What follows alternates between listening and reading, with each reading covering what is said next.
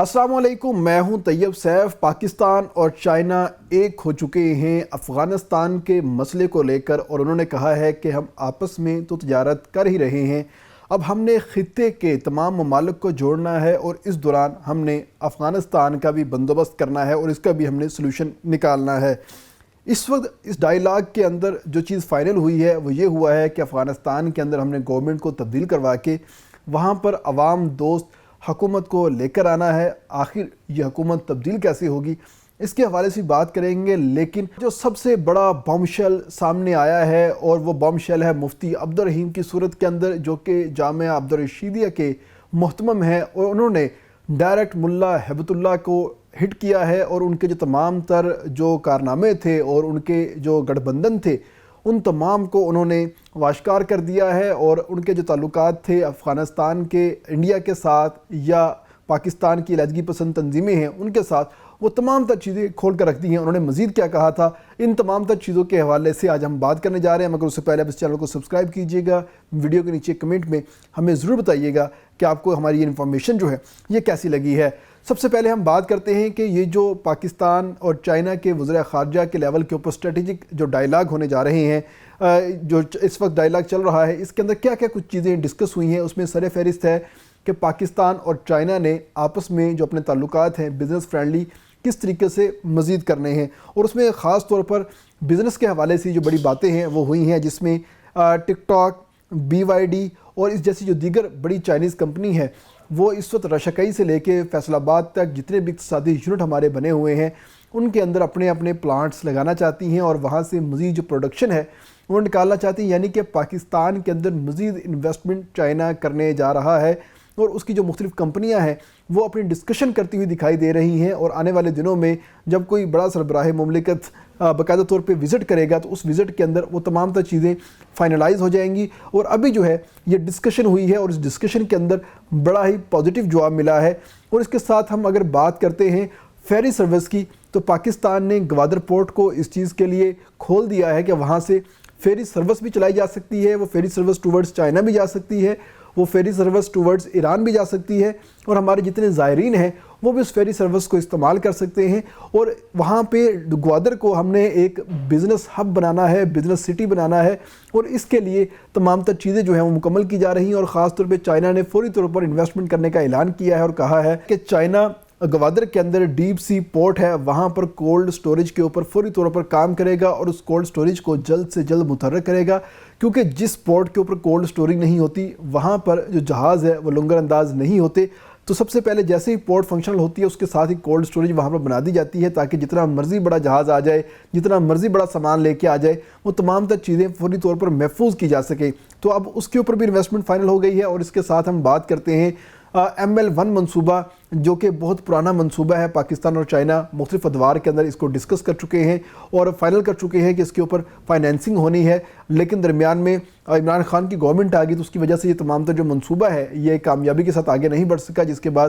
PDM کی government آئی، اور PDM کی گورنمنٹ کے بعد اب نون لیگ کی گورنمنٹ آئی، تو نون لیگ کی گورنمنٹ نے اس سارے منصوبے کو اپنے حساب سے آگے چلانے کا فیصلہ کیا ہے، اور اس کا جو زون 1 ہے کراچی سے لے کے حیدرآباد تک، اس کے اوپر ایشین ڈیولپمنٹ بینک نے باقاعدہ طور پہ فائنینسنگ اپنی منظور کر لی ہے، تو اس کے حساب سے کام سٹارٹ ہوگا، جبکہ باقی کا جو تمام تر ایریا ہے اس کے اوپر چائنا نے ایک دفعہ پھر حامی بھری ہے کہ اس منصوبے کے اوپر فنڈنگ کرے گا، اور جلد سے جلد سارے منصوبے کو ہم مکمل کریں گے، اور مکمل کرنے کے بعد اس پورے ٹریک کو عام عوام کے لیے کھول دیا جائے گا، اور جس سے پاکستان ریلوے کی جو رفتار ہے 120 کلومیٹر فی گھنٹہ کی رفتار سے لے کے 160 کلومیٹر فی گھنٹہ ہونے جا رہی ہے۔ اس کے ساتھ ہی اگر ہم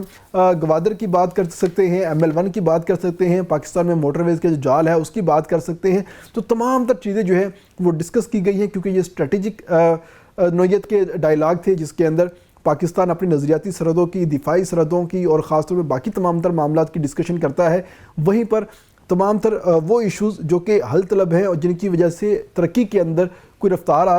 بریک آ رہا ہوتا ہے یا دو ملکوں کے جو تعلقات ہیں وہ خراب ہو رہے ہوتے ہیں، تو وہ چیز بھی ڈسکس کی جاتی ہے۔ تو ان دو ملکوں نے جہاں پر باقی تمام تر چیزیں ڈسکس کی، وہیں پر جو سب سے بڑی چیز ڈسکس کی وہ تھا افغانستان کا ایشو، کیونکہ افغانستان اس وقت پورے خطے کے لیے ٹربل میکر بن چکا ہے، اور افغانستان سے ہر ملک کے اوپر جو ایک دہشت گردی ہے، دراندازی ہے، وہ کی جا رہی ہے، جس کی وجہ سے ہر ملک جو ہے اب اس کے خلاف ہو چکا ہے۔ تاجکستان کی بات کرتے ہیں، ازبکستان کی بات کرتے ہیں، چائنا کی بات کرتے ہیں، ایران کی بات کرتے ہیں، پاکستان کی بات کرتے ہیں، تو یہ تمام ممالک اس وقت افغانستان کے ڈسے ہوئے ہیں، اور اب باقاعدہ طور پہ چائنا نے بھی ان تمام تر چیزوں کو کافی سیریس لیا ہے، اور ان کے جو شہری ازبکستان کے بارڈر کے اوپر مارے گئے تھے ان کے حوالے سے بھی اس نے کافی کنسرن شو کیے ہیں، اور اس میٹنگ کے اندر یہ چیز ڈسکس ہوئی ہے کہ اب افغانستان کے مسئلے کو ہم نے حل کرنا ہے، اور وہاں پہ جو مسئلہ ہے یہ عوامی طور پر حل ہوگا، نہ کہ کسی عسکری یا کسی انلیگل طریقے سے اس کو حل کیا جائے گا، بلکہ جو ان کی مقامی قیادتیں ہیں ان کو سپورٹ کیا جائے گا، اور افغان حکومت کو اس چیز کے اوپر مجبور کیا جائے گا کہ وہ جلد سے جلد الیکشن کروائیں، اور الیکشن کروا کے جو اقتدار ہے وہ جو بھی نئے آنے والے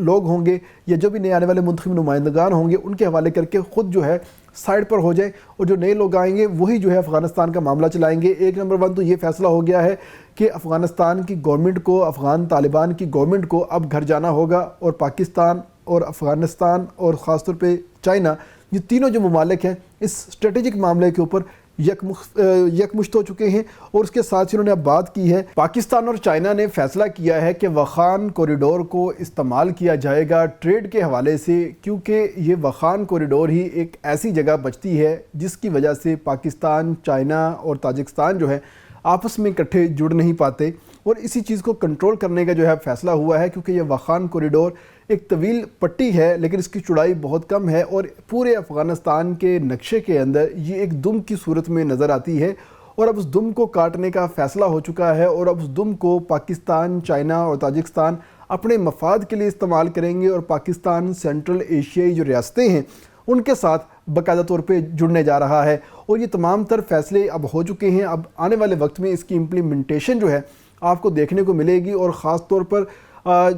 جو دیگر سینٹرل ایشیائی ممالک ہیں وہ بھی اس کے اندر آہستہ آہستہ جڑنا شروع ہو جائیں گے، اور پاکستان اور چائنا باقی جو ممالک ہیں ان کو بھی اپنے اس ایجنڈے کے اوپر لے کے آنا شروع ہو جائیں گے، جس کے بعد آپ کہہ سکیں گے کہ افغانستان کے جو معاملات ہیں وہ دن بدن خراب تر ہوتے چلے جائیں گے۔ Pakistan, China, Uzbekistan, Tajikistan, Kyrgyzstan, ان تمام کے جو حالات ہیں وہ دوسرے حساب سے بہتر ہونا شروع ہو جائیں گے، اور اس وقت تمام تر ممالک یک جنبش قلم کہہ لیں کہ اس وقت افغانستان کے خلاف ہو چکے ہیں، اور وہ کسی صورت بھی افغان طالبان رجیم کو قبول نہیں کرتے، کیونکہ اس افغان طالبان رجیم کی جو تمام تر کرتوت ہیں وہ اب انہی کے جو ملا ہیں وہ کھولنا شروع ہو چکے ہیں، اور کہتے ہیں کہ ایک خاتون کے سب سے بہتر راز جو ہے کسی دوسری خاتون کے پاس ہو سکتے ہیں، تو ملاؤں کے بارے میں بھی کچھ ایسا ہی کہا جاتا ہے کہ ملا کا توڑ ملا کے پاس ہی ہوتا ہے، کسی دوسرے کے پاس نہیں ہوتا۔ اور اب اس پاکستان کی اگر ہم بات کرتے ہیں تو پاکستان میں جامعہ عبدالرشیدیہ کے جو محتمم ہیں، ان کے جو مفتی ہیں عبدالرحیم، انہوں نے ایک بہت بڑا بیان دیا ہے، اور اس بیان کے اندر جو سب سے بڑی بات سامنے آئی ہے وہ یہ آئی ہے، ان کا کہنا ہے کہ پاکستان کے اندر تحریک طالبان پاکستان کو جو فل ٹائم کوئی سپورٹ کر رہا ہے وہ اس وقت کوئی اور نہیں بلکہ ملا ہیبت اللہ ہے۔ پاکستان میں بلوچ لبریشن آرمی کو اگر کوئی سپورٹ کر رہا ہے تو اس کے پیچھے بھی ملا ہیبت اللہ ہے، کوئی اور نہیں ہے۔ یہ تمام تر چیزیں اب کھل کر سامنے آنا شروع ہو چکی ہیں، اور لوگ اس کے حوالے سے بات کرنا شروع ہو چکے ہیں، اور مفتی عبدالرحیم کی جانب سے یہ کہا گیا ہے کہ اگر مجھے اس فورم کے اوپر کسی صورت میں کوئی بات کرنا بھی پڑی تو میں مزید بات کرنے کو تیار ہوں، اگر ملا ہیبت اللہ کے پاس اتنی ہمت ہے کہ وہ میرے ساتھ آ کے مناظرہ کر سکتے ہیں اس بات کے اوپر تو میرے ساتھ آ کے مناظرہ کر لیں، میں ان کو شواہد کے ساتھ بتاؤں گا کہ کب، کہاں، کیسے وہ پاکستان کے خلاف تحریک طالبان پاکستان کو اور خاص طور پہ بلوچ لبریشن آرمی کو وہ سپورٹ کر رہے ہیں اور استعمال کر رہے ہیں، اور کون ان کو فنڈ کرتا ہے، کون ان کو اسلحہ دیتا ہے، اور کہاں سے تمام تر گائیڈ لائن لیتے ہیں۔ یہ تمام تر چیزیں میں کھول کر بیان کر سکتا ہوں، اور یہ انہوں نے بڑا ہی ببانگِ دہل ہو کے کہا ہے، کسی سے انہوں نے ڈر جھپ کے نہیں کہا، کوئی جھجکتے ہوئے نہیں کہا، کوئی نام انہوں نے اشاروں کنایوں کے اندر نہیں کہا، بلکہ بڑے ہی کلیئر الفاظ کے اندر انہوں نے اس بات کا اظہار کیا ہے اور کہا ہے کہ کچھ بھی ہو جائے ملا ہیبت اللہ کا جو ایک مقصد ہے ہم نے اس کو کامیاب نہیں ہونے دینا۔ تو اس بات کے بعد پاکستان کا جو ایک مطالبہ ہے وہ بڑا کلیئرلی واضح ہو گیا کہ پاکستان آخر ملا ہیبت اللہ کا جو فتویٰ ہے وہ کیوں مانگ رہا ہے، کیونکہ ان کو پتہ ہے کہ ملا ہیبت اللہ ہی تمام تر لوگوں کو کنٹرول کر رہے ہیں، جتنے بھی جہادی لوگ ہیں، جتنے بھی ملیشیا بنی ہوئی ہیں، ان تمام کو کوئی کنٹرول کرتا ہے تو ملا ہیبت اللہ ہیں، کوئی اور نہیں ہے۔ اگر وہ فتویٰ خود اپنے نام سے جاری کریں گے تو اس فتوے کے بعد یہ تمام تر جو لوگ ہیں کچھ حد تک یہ رک جائیں گے، جو نہیں رکے گا اس کو بھرپور طریقے سے ہماری جو آرم فورسز ہیں وہ روکیں گی، اور جو بلوچ لبریشن آرمی ہے اس کا تو بندوبست اب پاکستان نے ایسا کیا ہے کہ اب ان کی جانب سے کسی قسم کی کوئی کارروائی جو ہے وہ سامنے نہیں آ رہی، اور اب الٹا ان کی جو بھرتیاں ہیں وہ رک گئی ہیں، کیونکہ پاکستان نے جو بلوچ ہیں ان کو قومی دھارے کے اندر اس طریقے سے شامل کیا ہے۔ بہت کم لوگ ہیں جو کہ ان کی جانب جا رہے ہیں اور ان کی باتوں میں آ رہے ہیں۔ پچھلے کچھ دنوں میں ہم نے دیکھا کہ ایک چھوٹی سی ننھی معصوم بچی کو جو ہے انہوں نے فدائی حملہ آور کے طور پر تیار کرنے کی کوشش کی تھی، اس کو بھرتی کرنے کی کوشش کی تھی، لیکن وہ بچی جو ہے وہ پاکستان کے اداروں کے پاس آ گئی، تو جس کے بعد اس کی جان بھی بچائی گئی اور اس کو محفوظ بھی بنایا گیا، اور اس سے مزید جو چیزیں ہیں وہ پتہ لگی، جس سے پتہ چلا کہ بلوچ لبریشن آرمی جو ہے پاکستان کے خلاف کس طریقے سے کام کر رہی ہے اور ان کے پیچھے کون ہے۔ تو اس وقت ملا